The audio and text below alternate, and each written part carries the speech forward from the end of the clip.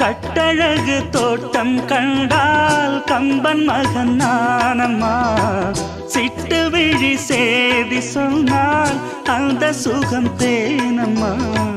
பட்டம் விட்டு வாழும் வாழ்க்கை இன்று வந்து கூடுமோ? சட்டதிட்டம் ஏதும் இல்லா பிள்ளை குணம் ஆகுமோ?